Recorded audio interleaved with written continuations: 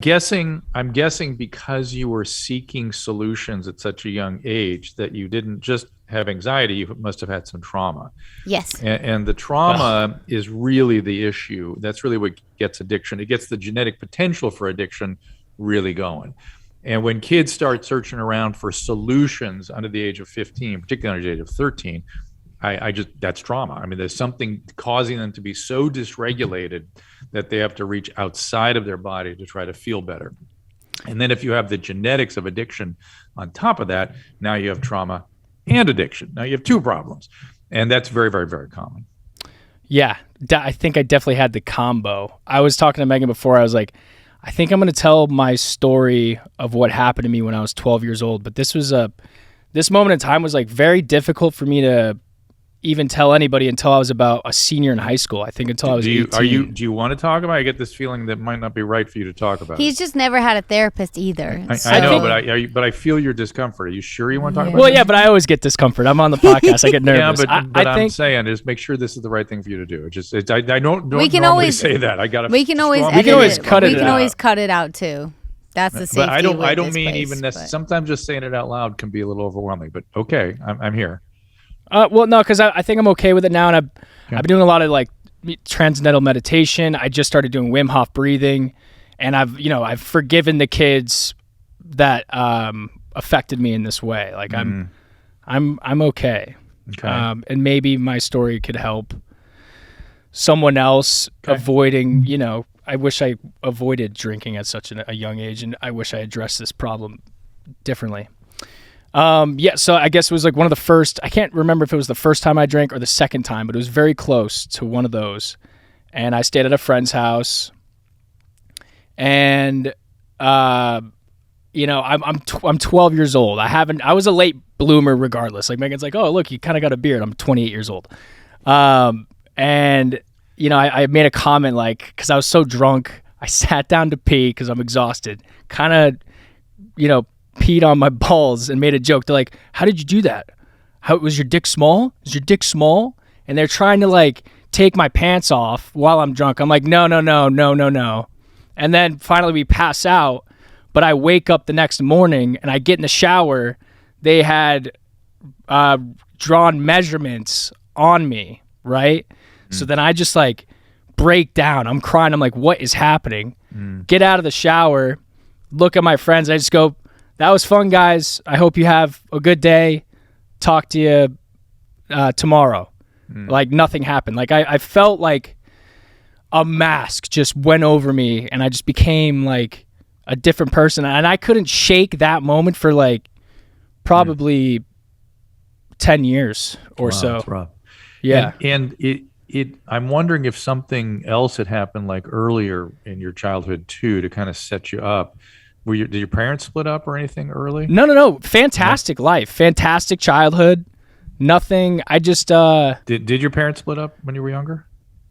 No. Everything was great. I was just like in 6th grade. They were in 8th grade. I wanted to be with the cool kids. They were older. I just wanted to be cool. Do you think while you were passed out something even... I mean, who knows what, right? I think they took pictures. I don't think they did anything like weird like that. I mean, well, except for drawing on me, with like a fucking pictures. That is literally child pornography.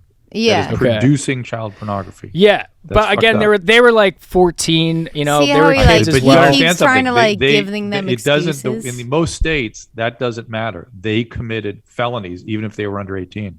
Right. Yeah. I wish I can go back and say like told somebody. I was so rattled that I just kept it in, and I didn't tell.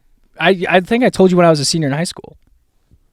So yeah, my mom, when we talked to her about it now, she was like, I picked you up that day. Like, I remember that day. You didn't say anything. And that's sort of very typical. And the way our brain works with trauma is we just push it in the back and go, well, I've dealt with it, and just disconnect from it. Right. And it is that disconnect that is the problem. And so that traumatized part of yourself is left behind, and literally the neuronal inputs get disconnected. So it's literally a part of you that is disintegrated from the rest of yourself, the rest of your brain. And that injured part needs attention, and it will motivate behavior to get that attention. Okay. Yeah, because I feel like that really set the tone into, all right, now I stayed away from it for a while, and then by like freshman year, I was like, I'm drinking a lot. Yeah. And sometimes you said when you get sad, when you were drinking a lot, you get sad and cry about it. Yeah, like later on, like there was a couple times in college, you know, I would break down to a close friend that I would eventually trust. It takes a lot for me to trust humans after that, honestly. Right. And that's, again, lack of trust. So let me just give you a little primer on how trauma, we talked about what it does to you. Now, how do you get over it? Well, so it leaves you unregulated. It leaves this whole part of yourself behind that needs attention, that can't get it because it's not connected neurologically to the rest of you. It demands attention. It gets it through nefarious means. To get better, you literally need other brains. You have to enter a frame of closeness with another human, which is exactly what you avoid if you've been traumatized, right? So this is no small task. You've got to get involved in a tight, close, open exchange emotionally with another human being. And that's what trauma therapists do. They're specialized in that. And they have ways of getting you there. All this good stuff you're doing with Transcendent TM and everything, all good, will not heal your trauma. It will not heal your trauma. You have to have trauma-informed care from another brain. Brains heal other brains. And by you essentially offload some of your experiences that comes back to you from the trauma therapist in kind of a metabolized form that you can tolerate. It's not about revivifying the trauma. It's not about reliving the trauma. Nothing like that. It's about just getting you to regulate your emotions as they come up, particularly that part of yourself that's way off in the distance. And things like EMDR and emotionally focused therapy and trauma-informed therapies of various type, very, very effective. All right. I'm excited for that. I mean, that's like a good little something because I tried a therapist in high school, didn't enjoy it. I didn't like him. Well, you have to get sober first because you can't really do this work until you're really living a certain kind of life. Yeah. Being rigorously honest, not diluting your central nervous system with whatever, because you can't do the work with all that stuff going on. So the first three step, first order of business is get the sobriety going. And some people would say you shouldn't even get into the trauma therapies until you've been sober 6 to 12 months, because sometimes they're evocative and become a good excuse to go use. Okay. Wow. I love you. He's the man. I fucking love him, dude. I told you. Oh my God. I've been like obnoxiously trying to tell Ryan, like, hey, you need therapy for like years. And I never said it. Did I get through to him? I never said it correctly, but everything you said is like, oh, wow. Well, he's going to resist for many, many reasons, right? Yes. Because one reason was he wanted to keep drinking. So that was going to be, he didn't want anybody to get at that. That's what alcoholism is. You organize everything around you to make sure, nobody gets in the way of that. So there's that. And then the trauma also, typically the defense around trauma is, I've dealt with it. I don't need to deal with that. I don't need to deal with that. I'm fine, which is the opposite of the truth. And so those two forces keep people from getting proper care. But you're doing great. I mean, look, how would you say 6 months sober now? Yeah. That's huge. I've never been happier. Like huge. I'm pretty. I'm pumped for life. What?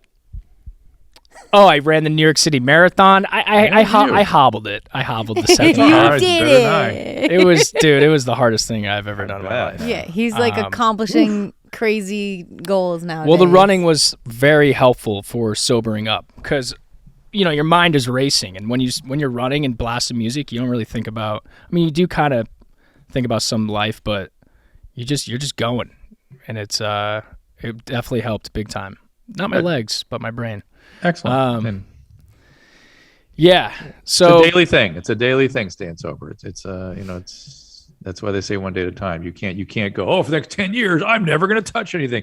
No, just worry about today. It's too much to think about the next 10 years.